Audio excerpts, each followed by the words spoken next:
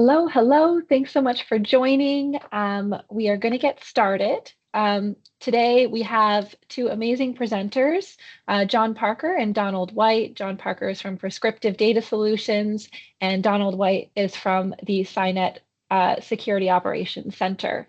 So we're excited to have you guys here. We're excited to talk to you a little bit today about some of the battle stories from the SOC, hearing it from our front line, how real attacks unfold and how they're stopped. So, we're not just going to tell you about the stories, we're going to tell you about some of the lessons learned and some of the ways that you guys can protect your organization against some of these evolving threats. So without further ado, John, take us away. Yeah, thank you, Kirsten. All right, I'm going to change slides real quickly and talk a little bit about our partnership, right? Which is, I think, invaluable at the end of the day, right? Is Prescriptive and Cynet more than just being a sales vendor partner relationship that most people equate on our side of the business, but it is truly a strategic relationship that we have. And I'm going to say this because it means a lot to me, is that not only as a reseller where we sell Cynet's product as our managed services vendor, we bundle into our services with that, but ultimately we also protect our own environment with Cynet. So again, the hat trick here when it comes to our relationship is that it is extremely important to us. We put our money where our mouth is, and Cynet with that relationship is everything to us. And so again, Donald and the rest of the Cynet team, thank you very much for everything y'all do with us. It's great having y'all having our back for sure. So before we kind of dive into the world of SOC, I think it's important to know why Cynet means so much to us from a strategic side of this house. Is that there are real world examples, and of course most people are familiar with like Gartner and other types of metrics that are out there to show how powerful of a solution and offering that Cynet brings to the table. But the one I really want to point our attention to is the MITRE attack framework, right? Is that most security practitioners, right, are familiar with it and how we evaluate our capabilities and to protect our organization from a detection protection standpoint. And truly 3 years in a row of 100% detection protection technique level coverage, that is almost unheard of, right? I mean, Donald, correct me if I'm wrong, right, of it, but I can't think of another vendor that can tout the same You're right. Claim there. There actually isn't. Actually isn't. Actually, some vendors have even gone so far as to just stop doing their MITRE framework coverage testing outright after they don't score too well. Absolutely. So, I mean, to that point, and that's kind of, again, why we value our relationship so much with Cynet, is that we're working with a value-added partner that really is unparalleled from a protection standpoint that's out there. And kind of moving on from just the real world example, but let's talk about what's going on in the market space, right? So just some quick numbers here, not that I expect anybody to memorize these or have them ready to go in their back pocket, but the truth is that small businesses, right, are becoming a larger attack vector. Before it was going after the big guys, so now we're seeing that it's shifted down market. 43% of all cyber attacks are now targeting SMBs, which is a lot of organizations, right? I mean, yeah, there's the big guys that are out there, but SMBs are the world. Most of us are working for an organization that size, and truthfully, that everyone's a target nowadays. I mean, remember the days of phishing, right? As everyone was hitting with this spray and pray phishing techniques and stuff like that. But now, as growth has changed, attack vectors are becoming more usable, and especially in this last item here, AI-driven attacks in particular, that the bad guys are able to attack us faster and adapt to our different security techniques that we're using, so that if 43% of our cyber attacks are hitting SMBs, we need this at every level, right? We need the protection at every level possible to prevent the bad guys from getting in the door. I mean, that's the end result. And of course, that means that more money is going to be spent, right? $109 billion, that's not a small chunk of change, but we got to be aware that the spend has to kind of equal out at the end result with a protection that is necessary. So, which I think this is my favorite slide ever, honestly. Half the time when I'm out presenting to customers is I like talking about the attack surface, or ultimately the 7 high domains that we need to protect against, right? As most people are familiar with email security, as I was just mentioning, phishing attacks and stuff on. Identities become that new battlefront where we're having to protect, not just user, right, which is another area, but identity being all the components that make up what allows a user to gain access to environment. So username, password, and so on, MFA. And endpoints forever there, right? So I'm kind of jumping around a little bit, but I want to talk about real quickly is like these areas, these attack surfaces, these are what we should be focusing on. So if you take nothing away from this call today, take a screenshot of this slide and go back and make sure you have an answer for all of these different attack types, right? So on the outside of this, account takeover, MFA, fatigue, all of those parts, and then what is your answer, right, to that? Because if you have multiple solutions that are the answer, well, that's great. That's awesome that you're ahead of the game, but not everybody has these answers. And that's really what we're here to talk about is like, how do we protect ourselves? And it leads down to kind of two pathways, which is, do I have like best of breed solutions, or do I have, single point solution that covers as much ground? Everyone starts out a different area, right? And so if you can take nothing away, take this slide and come back and say, I've got the answers to this, or I don't have the answers for it, how do I do that? And I think that's really, again, leading to my point with the conversation with Cynet is, what does that look like, right? What are my answers here? So just slightly different consumption of that same information. And I really want to target this is that, and the value that Cynet brings to the table is that if you don't have those answers, or that you're using a bunch of different solutions to solve those problems, maybe it might be simpler to have one answer, right? And I'm not saying you should get rid of your other solutions. By all means, defense in depth, have layered approach. Those are all very valuable approaches that are out there. But if you have enough gaps in there, here's a possible answer that solves a lot of those problems, right? So just as looking at that attack vector, your attack surface is on there. Here is where all of those buckets play into there. So now we can say, hey, we've got the next gen AV, right? We've got ransomware protection. We've got network visibility. Again, I'm just grabbing some keywords off here, just pointing out things that I know that are important to my conversations as a security consultant and going in and helping people solve their problems. There's a reason why you should look at this, because of the fact that it's going to cover more ground. And then going back a few slides when it's talking about 100% on the detection, protection, and technique level on the My Attack framework, there's a reason why. This is because this is what they're bringing to the table. So again, that's why we value our strategic partnership with Cynet. And I'm excited to hear about the back end of it, which is Donald's area on the SOC side of this, because all of these solutions, all of these pieces and areas, these threat vectors that are being covered by Cynet, all feeds into their SOC. And it's impressive, to say the least. And with that, I'm going to pass it over to Donald. Yep. So, like you said, all of that telemetry ends up in the hands of the SOC at the end of the day, right?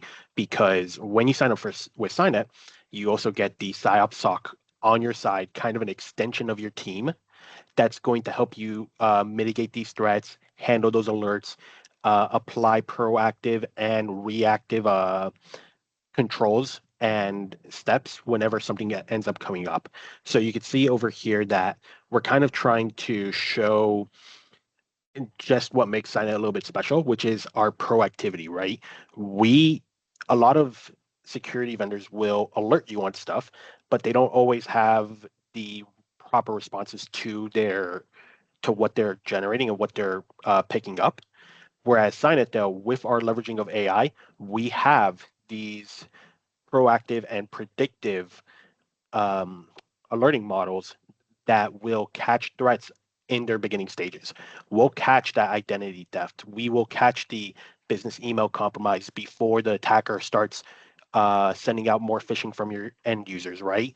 So really, this is what we're trying to highlight here with Cynet, is just we'll catch the threats in those earlier stages, as opposed to waiting until you see ransomware running on your machines, because nobody wants to get an alert at that stage, right?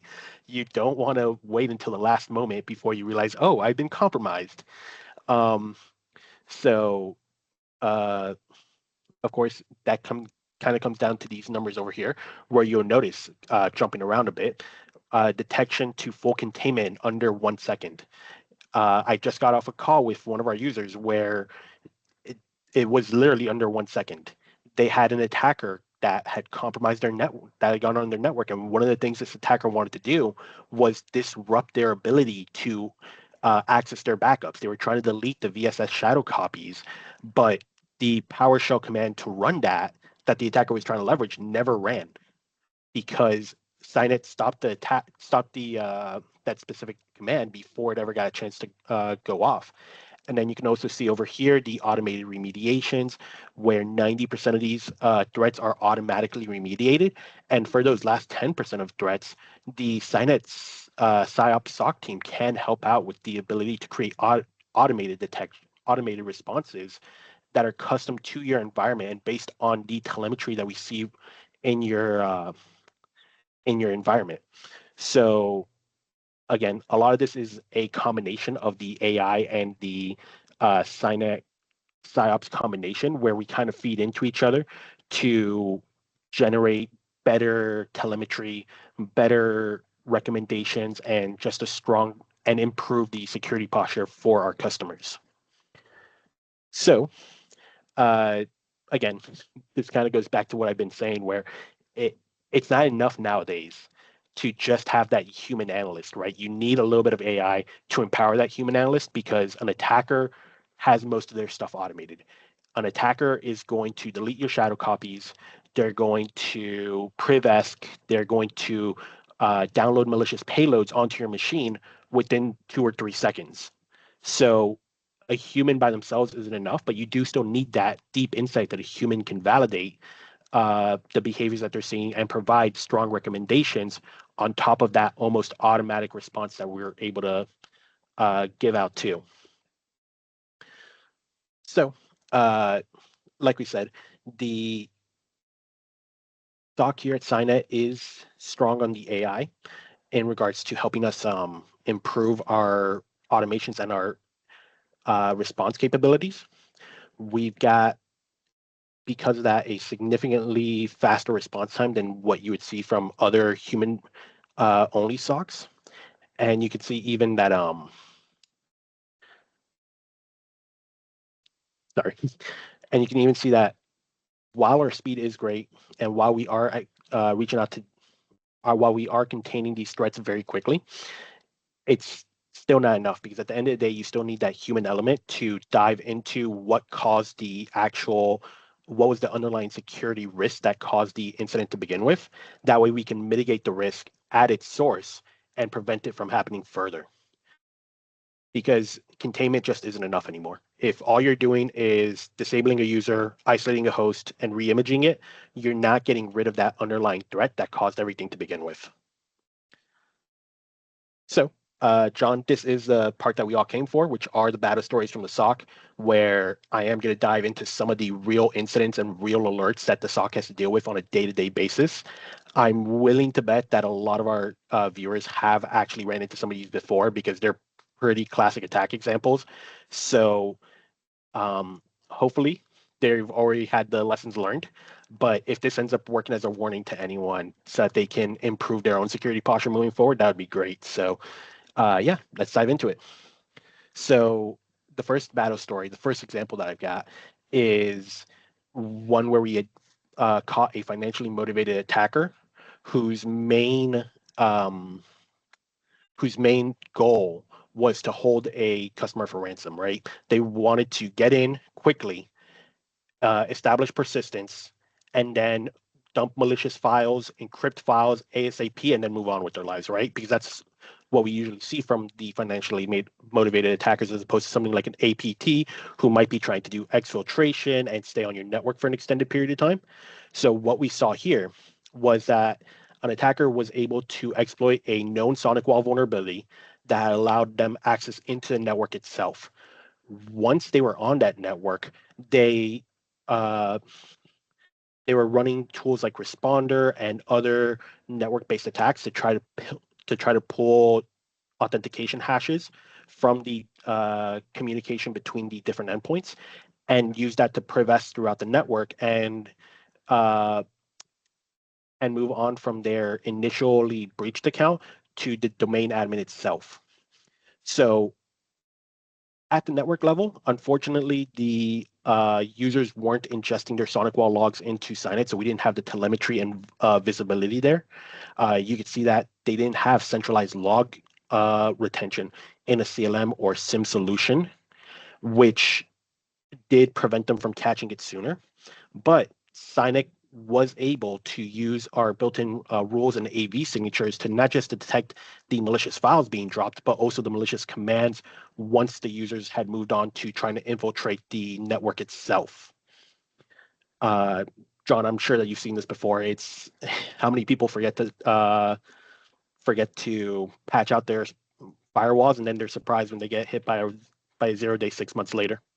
Oh my goodness, it's a lot. Yeah, I mean, the truth is with patch management, it's a chore, right? I mean, it's one we all have to do, but it often gets overlooked too, because I mean, everything needs patches, right? If it would be amazing if everything could just patch itself and have zero downtime. But I think that's probably the biggest factor in lack of patch management, is that not only do you not know what needs to be patched, but oftentimes we're concerned that, hey, if I patch this, the system's going to go down, we're going to have an outage, and so we push it back, we keep pushing it back. So 100% patch management's a big part of that, and we have to get better at it.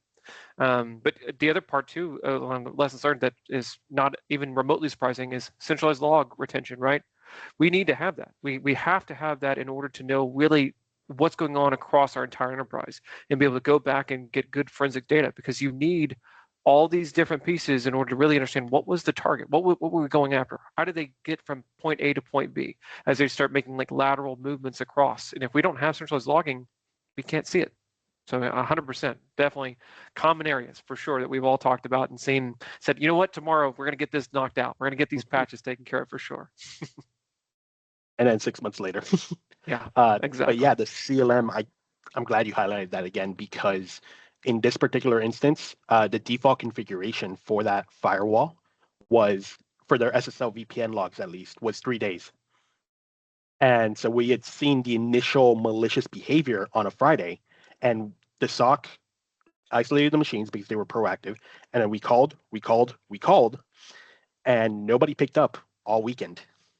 So after 3 days, again, Friday, Saturday, Sunday, and then on Monday when they finally come back in, they say, oh, here's our SSL VPN logs. Can you guys catch where they came from? And we tell them, well, no, your logs go back to Saturday. This attack started on Friday. So it's, yeah, the log centralization, the backing it up, putting it into cold storage so you have up to 6 months or 3 months or whatever retention you want to go for. It's invaluable. Absolutely. Mm-hmm. Moving on though, this is another one that it's happening more and more common. It goes back to the usage of AI that you brought up earlier by the threat actors. They're using AI to not just automate their attacks, but you mentioned before, it used to be a spray and pray for phishing, right? Nowadays, it's not like that anymore. They will target you. They will know that your HR uses some specific software for their tax solution, right? So come tax season, you're going to get an email that says, hey, make sure you download your tax documentation from here. And it's going to be a malicious link. So, and that is a little bit of what ended up happening here. What ended up happening here was that a employee, someone in the finance department, had received a phishing email impersonating QuickBooks support. The attackers knew that this organization used QuickBooks, and that information can be pulled from things like LinkedIn, where you've got your job postings and you're saying, hey, make sure that you're skilled in these areas. And then the attacker is going to use that reconnaissance to know what's in your backend. And they used the QuickBooks knowledge to kind of convince the employee that they were there to help them with some issues that they were having with QuickBooks, help them apply patches and make the platform overall faster, right? Now, here is a situation where the customer got very lucky. That user did allow them to install an RMM on the machine and get on the machine.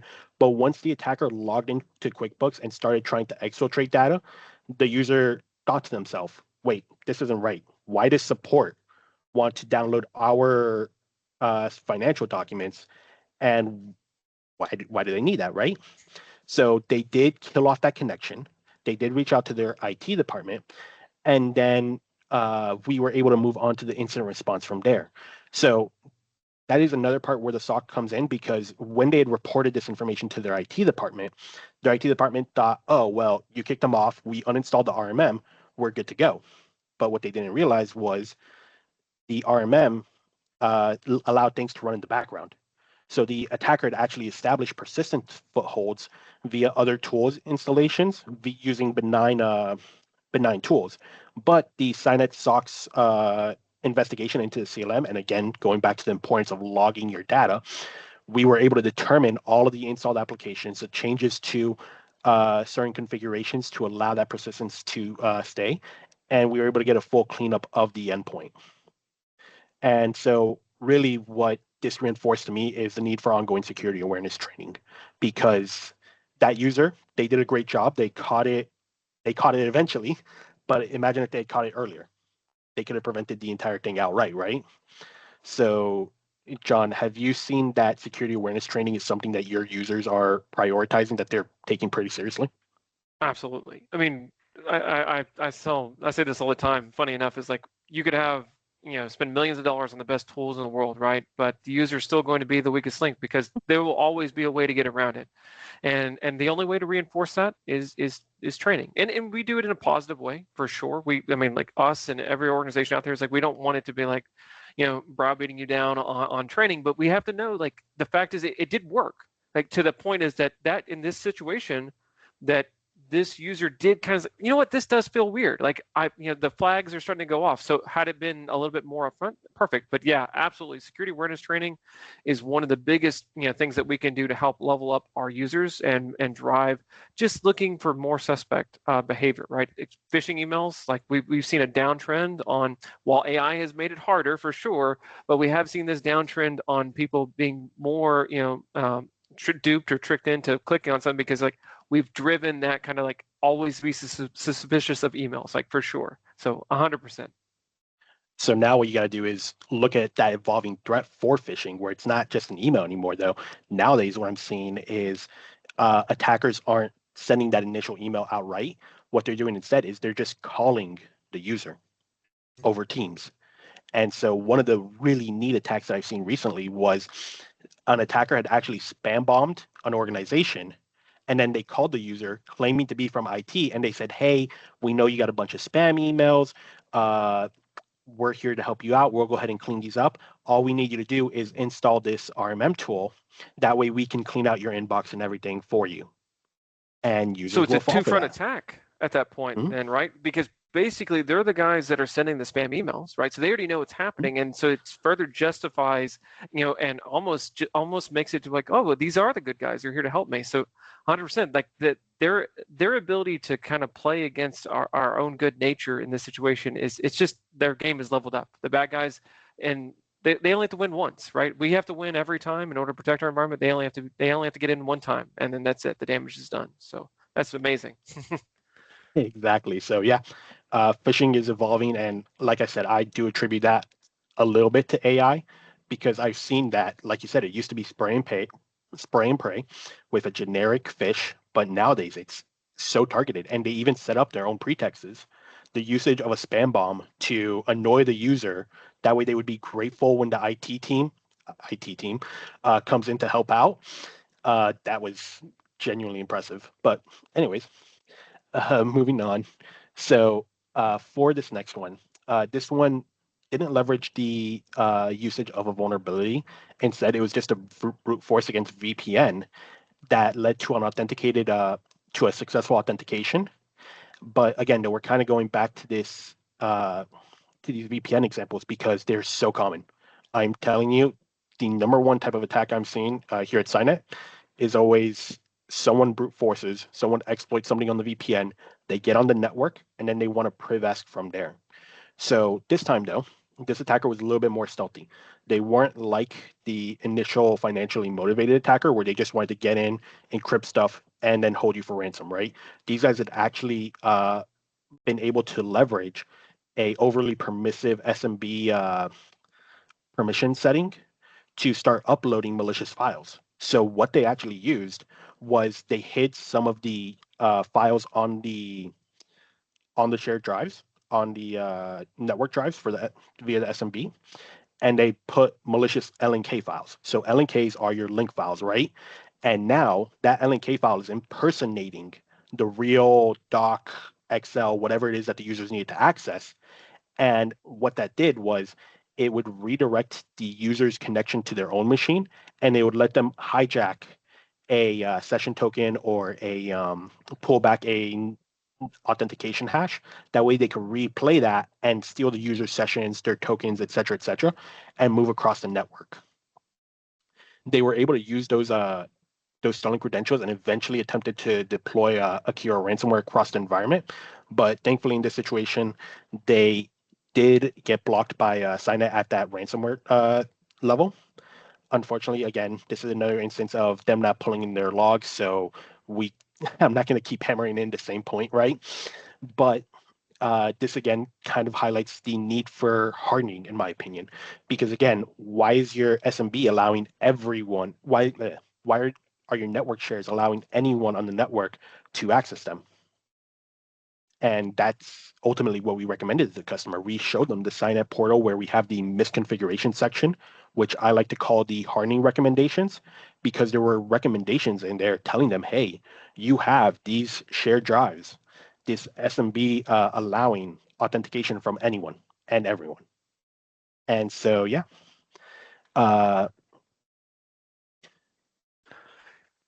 I was curious about this in the situation. The first part is that, there was no MFA on the front end, right, on the VPN, which is, almost table stakes now, right? We are all kind of expecting that we're going to have some sort of multi-factor authentication for at least the front door access to into environment. So that was already a miss out the gate, because the fact that you could brute force it. And then secondary is like, normally we have some sort of, after 2 or 3, 4 failed attempts, you're going to have account lockout, right? So again, some very low level like misses on this to solve that front part. But of course, absolutely, once you're in the door, like the fact that you could, basically write to any share that you want with that level of access, that's a hard miss on that part. And I'll tell you, I mean, my biggest thing is that when we go back to talking about identity, is that it's not just username and password anymore. It's all these other pieces of it. And the bad guys, to your point, they're not really breaking in, they're logging in, right? They're not doing anything crazy. I mean, brute force is nothing new. So they're just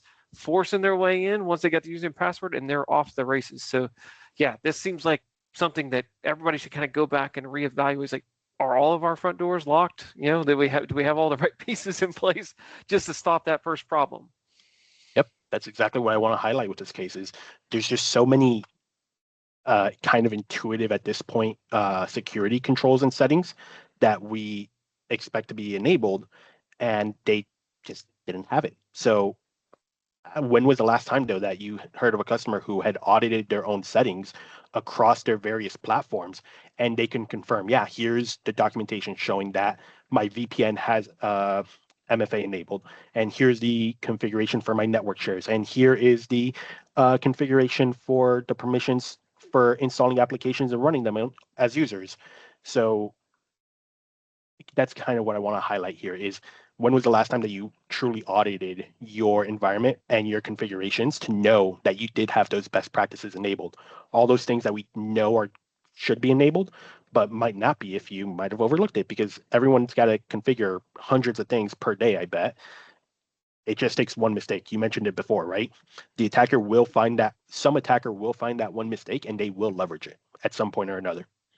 Absolutely. Yeah, and what we have now is that if you're not beholden to some sort of external compliance framework that's in your environment, that if there's no one driving outside of your organization for you to be audited, it's harder to do that self-audit, like to go back, because you got your day job, you're trying to do all these other things. Your hope is that when it was initially configured or upgraded, that it was done correctly that first time, and you're not going back and looking again.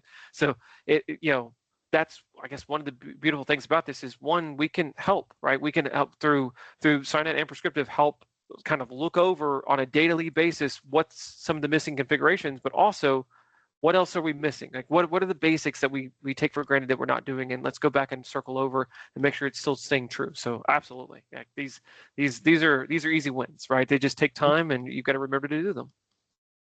Yep, I know too many people who are happy with the default configuration, assuming that default must be good enough, and it's just no, it never is. Never is. Right, but yeah, the final one. We're back to phishing though. This one I liked because it was unique. I don't think I've ever seen an attacker use this again. But basically, what they had was they established persistence and C2 control via a simple JS file and one scheduled task. That was it. So what ended up happening was they had a phishing email sent to a user, right? All the user had to do was download the JS, double click on it, and it ran with WS script. And this JS file would have PowerShell commands that would execute as well. And it copied itself to, I believe, some random app data directory. And it created a scheduled task that would run it every 20 minutes. And so the JS would execute every 20 minutes. It would then reach out to a IP over the internet via PowerShell and download new commands for execution. And so it was this extremely interesting attack technique, because when me and my team sandboxed this piece of malware and we recreated it, after 3 attempts, it seemed like the attacker had realized that they had been caught, and they started deleting their own files and getting rid of their own application, even though that hadn't been the behavior we had seen on the customer side of things. So again, C2 established with one file and one scheduled script, all thanks to a phishing email that was delivered, and the user just had to double click on it. That was it. And thankfully, Cynet caught it at that first execution. Our sandbox has, of course, allows malicious activities to go so that we can properly analyze things. But that's literally all it takes. 2 clicks, and an attacker has established persistence on your network. It's impressive to say the least, for sure. But I think I think this also highlights a part that's somewhat often overlooked, right? Most of us are at this stage where we talk about, like, one, we need detection discovery mechanisms, right? But the other side of it is like, well, how could we have stopped this even from beginning with, right? And we talk about, like, well, privilege escalation, right?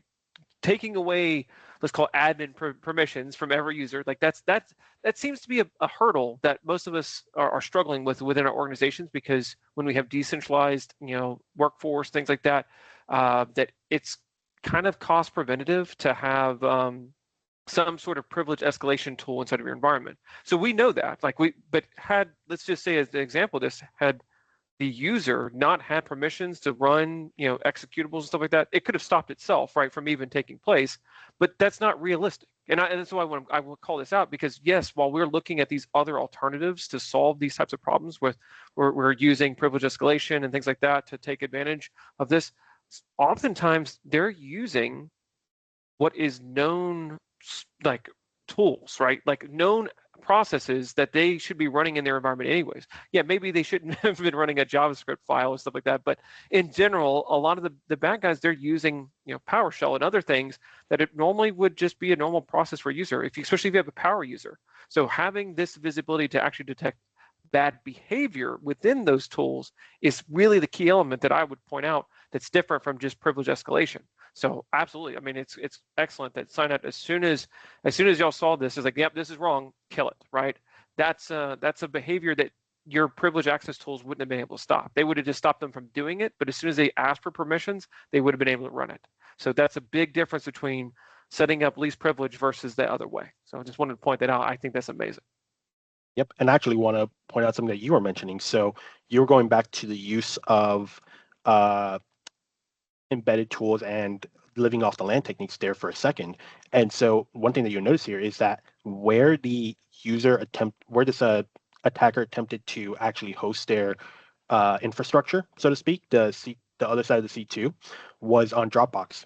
They were uploading and downloading new commands and attempting to upload files to Dropbox. So again, attackers aren't like they used to be. They're not just trying to download malware to your machine and move on with their lives. The days of just having a good AV to protect you they're just gone. Nowadays, they're using WS Script, which is a native Windows tool and utility. They're using PowerShell, more native tools. They're using Dropbox and legitimate file sharing sites. They're not just going to some newly spun domain that your networking controls might be able to get a hold of. Attackers, again, we've been harping on this, I think, for at least 3 of the 4 battle stories so far. But attackers are constantly evolving. They're trying to blend their behaviors with the behaviors of your network, which is making them so much harder to catch, so much harder to detect and prevent. And that's why, to stay ahead of the game, you need a combination, again, of what I was harping on at the beginning, AI and user input. No user in the world is going to be fast enough to catch an attacker and stop them, especially if it happens at 2 a.m. when you're asleep. So you need that automated response that a lot of EDRs, and Cynet include in their packaging. Because if you're not killing that process before it can run the malicious commands, it's too late. The command's going to run. Something else is going to happen after that, and within an hour, you could go full Meyer kill chain from the initial reconnaissance to the actions on objectives, and you could start seeing ransomware right there. 100%. Yeah, and it's funny you mentioned Dropbox. Is just going off a little tangent here, but it's definitely related.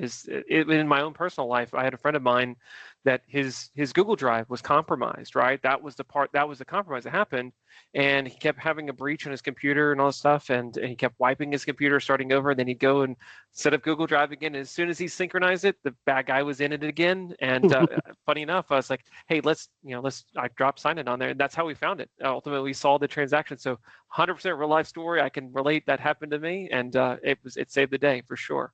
So that's awesome. That's good to hear. I didn't get to work that case, so actually that sounds really interesting. Kind of wish I had done that one now. So yeah, I think those are all 4 of our baddest stories, though. I think going into details about people getting hacked eventually gets a little depressing, as much as interesting it is. So for just a general layout, though, this is a lot of what we're seeing. The fake ads or websites that you see over here on the right, in the middle right, that's still a thing, by the way. I had a user compromised 2.5 weeks ago because they tried to download Chrome from Edge. They didn't realize that they clicked on a Google ad link, and the version, they didn't download real Chrome, obviously, but what they ended up downloading ended up being malware.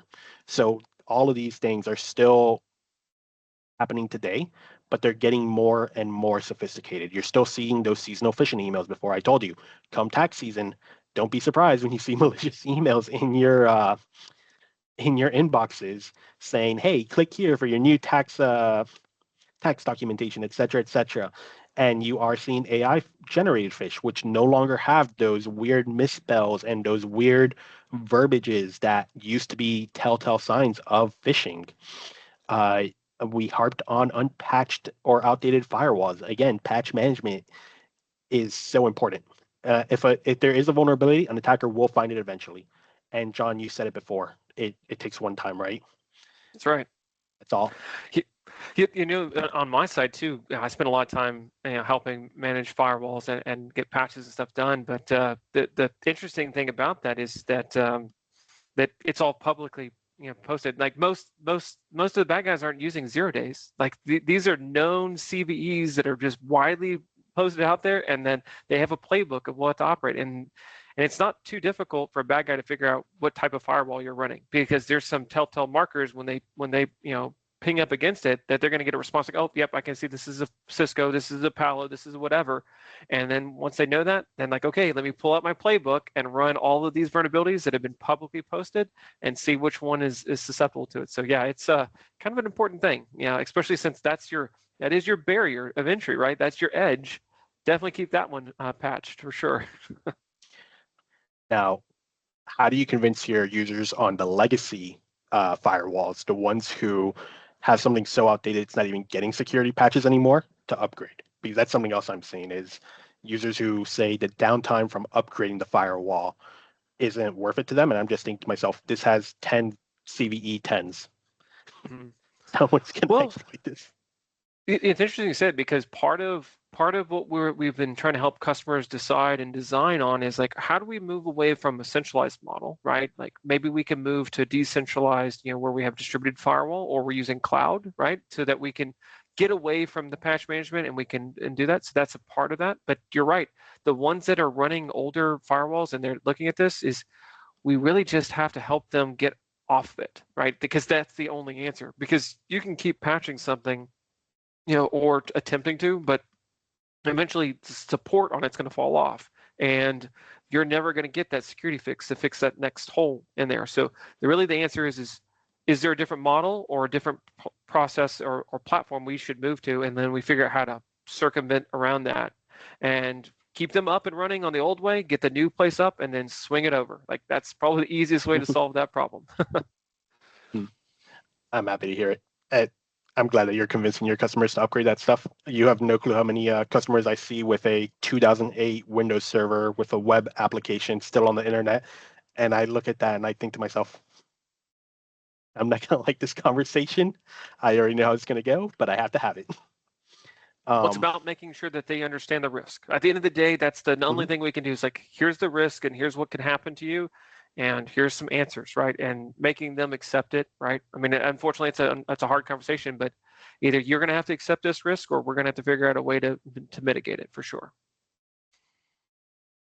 And so for proactive measures, which I think we accidentally jumped into already multiple times, but yeah, the one here I cannot stress enough is turn on MFA.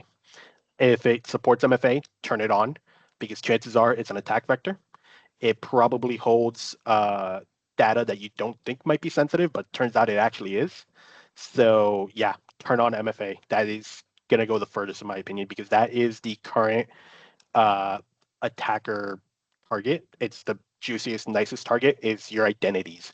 So once they're able to take over that account, and if it's could have been prevented with something as simple as MFA, SSO, whatever you want to call it, then there's no reason not to.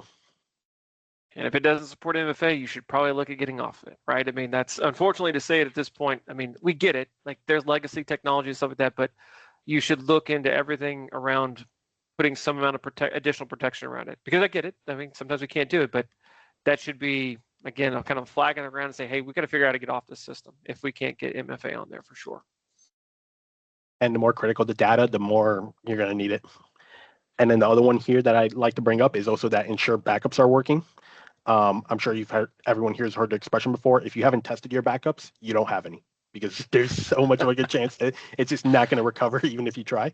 So yeah, backups are critical nowadays too. All of these are great suggestions. I know that they're not easy to implement, especially that security awareness training. I've actually seen some instances where the security awareness training backfired, where we impersonated our HR. We had like over 300 people fall for the fish. And the lesson everyone took away from that was don't trust HR. Instead of looking for suspicious indicators, they just said, nope, everything from HR, we're reporting to security. I mean, as funny as that story is, but there's some nugget of truth in there, right? Because if we question everything, at least, yeah, it might slow down some business processes, but we tend to be more safe, right? Because now if we're putting someone else, again, it might create more work for you or someone else in the IT team, right, that has to review this stuff. But at least if like, hey, no, this is safe, I promise. And then now you're doing it. Again, visibility is going to drive it, and they're less likely to be, a point of compromise in your environment. So yeah, I mean, there's a negative behind it, but man, I'd much rather than be safer than sorry, right? And get got by some bad guy that's out there. And I think to that point, yeah, that leads perfectly into that monitoring of unusual behavior, right? I mean, that's where this all stems from, because some of it looks like normal behavior, and that's where the phishing and AI and all that stuff plays into it. But some of it's really obvious, but no one's looking for it. So if you can at least have all of that going into some centralized logging, feeding into it and saying, yeah, you know what, that is, that's outside of character of this system or this person, let's flag that and let's dive deeper in that. I think that's going to help the other side of this, right? Is like, this is not normal behavior. Let's dial into this. So MFA, I agree with you 100% on that front end, but on the back end, let's get all this logging in place and look for that unusual behavior, because that's what's going to really be an indicator to us that there's something going on. And just to go back 1 second to what you were saying before, that's kind of the new security model, isn't it? Like, it's no longer trust but verify. It's now trust no one, verify everything. And so you're right. The users are reporting the HR emails 200 times per day. slightly annoying, but I'd rather be safe than sorry. And so I was happy to see that that was a culture we were adopting. People were starting to take trust no one, verify everything a little bit more seriously. And it actually did end up paying dividends a couple, not a couple, yeah, a couple months down the line, where someone decided not to trust something, they reported it, and then we found a true fish that had been able to get past our filters. So we ended up getting a great threat hunt from that. We ended up finding a couple users who had fallen for that fish. And again, it all came down to that one user who had actually adopted that trust no one mentality and ended up coming in handy. So yeah, you're right. Yeah, I would say that right there with AI, right, being one of the almost every topic has AI in it, is zero trust, right? Almost every new marketing language that we see on every tool, even the rebranding of VPN solutions, they're now zero trust agents, right? Like that's what it is, because that's the way we're going. It's like we can't trust anybody anymore. I mean, and I don't mean that to be a negative outlook. It's just from the bad guy's point of view, is like we have to take a zero trust model into our environment so that we can protect ourselves and our organization. So I agree with you, Donald, 100%. Mm-hmm. So finally, John, I think that you got a little bit more info on this one. Absolutely. So for those customers that are out there that are watching this that are part of our organization, that are consuming our Cynet services, as well as from our managed services, y'all are already getting this threat intelligence report, but I do want to share just collectively out to our participants in the webinar, as well as any future customers out there, that we'll be sharing this monthly cyber threat intelligence report that comes out. I think it's an amazing document. If nothing else, it's good information on what's going on out there. And so everyone that's attending today and that's going to be watching will get a copy of this. But just know that this is a normal document that we share out, again, monthly in the title, with our customers, in order to make sure that you're aware of what's going on. So I'm looking forward to sharing it with you, and reach out and talk about it soon. And finally, I think we got Q&A. Kirsten, any questions? Yeah, so we do have a couple questions. I know we're hitting time, but we'll take one of the questions, and anything else that comes up, if we didn't get a chance to answer it today, then we'll be sure to reach out to you directly. One of the questions that came up was, are there certain industries right now being targeted more aggressively, or are attackers really going after anyone they think is vulnerable? You want to go first, Donald, and I'll answer on my side. So my answer is yes, it's both. So what we're seeing is there is a politics-driven increase in the attacks against certain industries, given a lot of things that are going on right now. But going back to the beginning of the slides, there's a 43% increase in the attacks against small and medium businesses. So what you have to realize is that the number of attacks overall have just increased exponentially because of AI. AI has facilitated the ease of attacking and reconnaissance and every other part of the attacker's chain. So everything has increased. We're seeing more target attacks. We're seeing more general attacks against small and medium-sized businesses. And again, going back to what John mentioned all the way at the beginning, that spray and pray technique from before, it's now been automated by AI. So that's still out there. It's just so much more improved at this point that it's almost targeted by itself, because they'll have that AI leveraged chain where they're using AI for the reconnaissance. The reconnaissance feeds into their phishing emails, or it feeds into their vulnerabilities that they're going to scan for when they ping their network, et cetera, et cetera. So I know that's not probably a cop-out answer, saying that it's both, but that is the reality of the situation. We're just seeing an increased number of attacks, a significant increased number of attacks overall, and it's driven by AI. It's driven by political reasons, going after specific critical industries, et cetera, et cetera. And I think you're spot on, Donald, for sure on that. And I'm going to add a little bit of context, because there's something that I've seen a little bit more, which is that if you're in a regulated industry that has a framework or compliance that's being pushed on you, the unfortunate truth behind that is that the organizations that are doing these reviews, they are anonymously posting like deficiencies that organizations are happening out there. So to that point, what's happening is like, hey, we're seeing in this vertical that's compliant to this framework that 40-something% of the organizations aren't doing this one thing. Like they're reporting on this as a metric. And unfortunately, what that does is that creates these targeted attacks like, hey, if I know this vertical and this industry is not doing this like 40% of the time, let's target that. So that is like the double-edged sword of being on a government compliance framework that's out there, and they're having to report these metrics out there in order to like bolster what they're doing. It has a negative effect of pointing out and highlighting the weaknesses that most organizations have. And so it's giving the bad guys a target to go after. So I point that out to you so that if you're listening to this and you're beholden to a framework and that is publicly known knowledge, if you're not matching that framework, the bad guys are getting a basic cursory look of your competitors and yourself saying, I've got some attack vectors to go after now because I know they have this in their organization. So just, again, very targeted, but they're using like OSINT-based information out there to know what to go after for you. So it's definitely on the rise. And just to piggyback a little bit on that, because I'm glad you brought up frameworks, because if I'm being totally honest, a lot of these frameworks, in my opinion, should be treated as the bare minimum, not the end goal of security.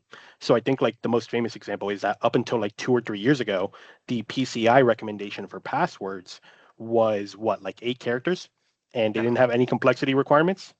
And even 3 years ago, early 2020s, I know we're only in mid 2020s, but still, those passwords were getting cracked if you met that standard within hours, if they had a slow machine. So it's just, again, to go back into that whole idea of frameworks, that I don't want users to treat that framework as an end goal in security. It should be kind of your start point. You should start with making sure that you're at that framework, that you're at that baseline level, and then you should be evaluating, okay, we've got all of this so far. How do we improve from there? How do we test these securities and these controls with a penetration test or with some other tooling? And how do we move on from there so that we can make ourselves even harder to hack? Because again, attackers are going to want to go after the easiest, the lowest hanging fruit. So if everyone's at that baseline level, you're now that lowest hanging fruit because everyone is there. Yeah, that's such a good point. So yeah, we did have a couple more questions, but we're past time, so I want to be mindful of everyone's time here. Just want to say thank you and kind of pass it over to John just to have the last word. Well, thank you again. I can't say how much I appreciate our partnership. It's amazing, the relationship that we have with the Cynet team, and then for everyone that's listening, thank you for participating and joining in. I hope this has been meaningful to you. Obviously, those that know me, I mean, I'm very passionate about helping people solve problems, and that's an extension into the Cynet team. Like that, we are cut from the same cloth for sure. So I hope to hear from you soon, and we'll be reaching out. As like I said, we're going to be sharing that monthly cyber threat intelligence report, and I'd love to hear more about what's going on in your environment and how we can help. And I'd like to thank everyone for joining too. Unlike John Doe, I hope I don't see any of you guys, because if I do, that means you're in an IR, and I don't want that for anyone here. So great. Okay. Well, everyone have an excellent day. Look forward to reconnecting. Bye, everyone.